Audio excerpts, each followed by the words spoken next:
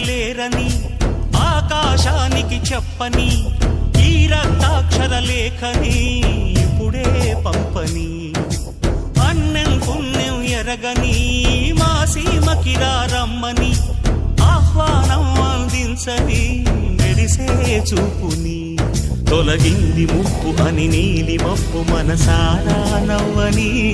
చిరుజల్లు ముంపు మన ముంగిలంత ముత్యాలే చల్లని ఆశా సుగంధమైనే